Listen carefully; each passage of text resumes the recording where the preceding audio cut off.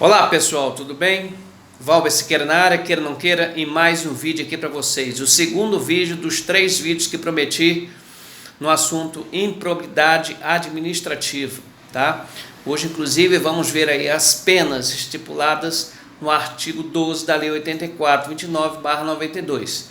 Também vamos falar aí sobre o artigo 13, que fala da declaração de bens. Perfeito? Daqui a pouquinho nós voltamos. Ok, pessoal, sem perda de tempo, improbidade administrativa, a segunda parte deste assunto, tá? Lei 8429/92, a nossa lei que combate os atos de improbidade administrativa. Chegamos ao artigo 12 e a esta importante tabela que o candidato tem que saber. Certo? Não pode ir para a prova tendo este assunto sem saber dessa tabela. Essa tabela traduz as sanções, as penalidades aplicáveis a quem é processado por essa lei de improbidade. Além da perda da função pública, com a demissão a bem do serviço público, que nós já dissemos que é uma falta gravíssima, leva não só à demissão da pessoa, como também a impossibilidade dessa pessoa voltar ao serviço público que a demitiu. Fora isso, você também tem a questão envolvendo a indisponibilidade dos bens. Mas veja, você também tem, olha aqui, ó, essas 3 punições que estão representadas na tabela. O número 1, suspensão dos direitos políticos, que a gente já explicou que não é a perda do direito político e nem a cassação. Suspensão dos direitos políticos nessa primeira coluna. Nessa segunda coluna, multa pecuniária, pecúnia vem de dinheiro. E nessa terceira coluna, proibição de contratar e receber recursos públicos. Perfeito? Bom, vamos estudar a primeira coluna, a suspensão dos direitos políticos. Fique sabendo que se candidatar a cargo público, por exemplo, você não vai poder. Artigo 9º, enriquecimento ilícito, de 8 a 10 anos. Artigo 10, prejuízo ou dano ao erário, de 5 a 8 anos. 10A, concessão indevida de benefícios, de 5 a 8. E o artigo 11, que fala daqueles atos que atentam contra os princípios da administração pública, de 3 a 5 anos. Então, confirmando o que eu disse no vídeo anterior, existe uma gradação aqui. Quanto menor o artigo, maior é a punição aplicável à pessoa ou agente ímprobo. O segundo ponto, primeiro você tem que saber que é até, ó. Em todos eles você tem um até. Ah, professor, o que é esse D aqui? E o que eu dei aqui? Porque tem uma margem de discricionariedade aqui na aplicação da pena. Voltando aqui à primeira parte da suspensão de direitos políticos, olha, tem um mínimo de 8, um máximo de 10. Isso significa que o que vai aplicar a pena, a sanção é o juiz de direito, aqui bem em cima.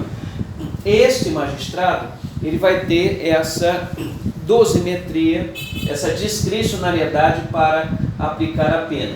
Obviamente que se for uma pessoa que não tenha, não seja reincidente, e óbvio que numa primeira situação o juiz vai aplicar a pena menor.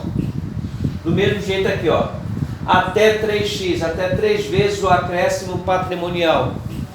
Então calcula-se qual foi o acréscimo patrimonial indevido que foi colocado aí no patrimônio da pessoa, transforma isso em pecúnia, em dinheiro, e você tem até 3 vezes esse acréscimo patrimonial aqui, certo? Você tem aqui também no artigo 9º, olha aí, a terceiro item, 10 anos sem poder contratar e receber recursos públicos, tá certo? No caso do 10, prejuízo ao erário, dano ao erário, de 5 a 8 anos. Veja que o menor de cima equivale ao maior do de baixo, olha só. Até 2 vezes o valor do dano tá? E 5 anos sem poder contratar e receber recursos públicos. No caso do 10A, que foi incluído recentemente, até 3 vezes, de 5 a 8 anos, né? Mesmo valor do 10 aqui em relação ao tempo de suspensão de direitos políticos. Na multa, até 3 vezes o valor do benefício concedido. E detalhe aqui, ó, não há, no que diz respeito à proibição de contratar recursos públicos, não há nenhuma punição acerca deste aspecto. No artigo 11, de 3 a 5 anos é o menor, e a multa até 100 vezes o valor da remuneração do agente, perfeito? E 3 anos sem poder contratar ou receber recursos públicos. Tem que saber essa tabela cai em prova, tá? Normalmente, como é que você encontra lá nas questões? Uma historinha, dentro dessa historinha você vai analisar se existe ou não improbidade ali, vai enquadrar em um dos 4 artigos, e depois, você já tendo essa tabela memorizada, você vai saber qual é a punição aplicada a cada uma delas, perfeito?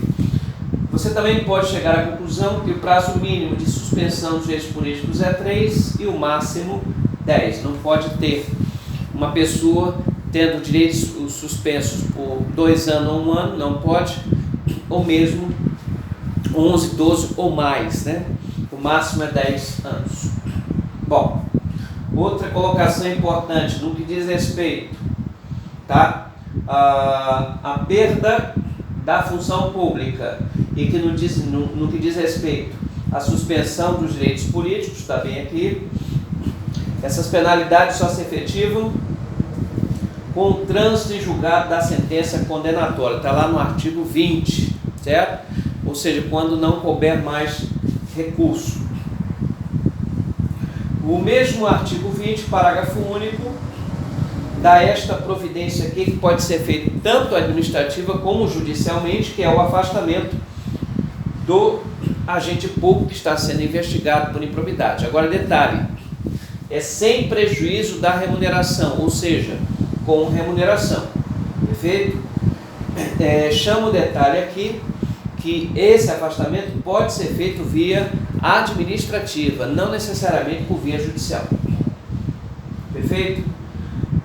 E fechando aqui, o artigo 13, que fala da famosa declaração de bens. O poder público acompanha desde o início que você entra, né, no serviço público, desde o início, acompanha o seu crescimento patrimonial, porque ele sabe o que é que você declarou no início e vai acompanhando isso para ver se esse crescimento seu, crescimento patrimonial, está de acordo, se é compatível com os seus ganhos. Então, declaração de bens na posse e no exercício, posse e exercício do agente, cônjuge ou companheiro e filhos, né? Claro que se tiver, né? Que mais? Aí vai constar bens, né? Móveis, imóveis e até semoventes, que são os animais, desde que esses animais tenham um valor patrimonial. Bens que estão localizados no país ou no exterior. Detalhe, ela deve ser atualizada a cada ano, justamente para que a administração possa fazer esse acompanhamento. E a não apresentação dessa declaração ou a apresentação de uma declaração falsa, que está omitindo, por exemplo, o patrimônio que você tem, dado devido ao processo legal, vai levar a sua demissão a bem do serviço público, tá?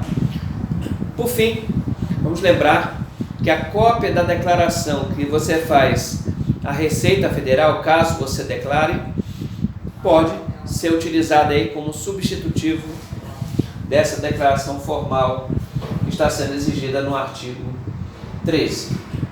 Perfeito?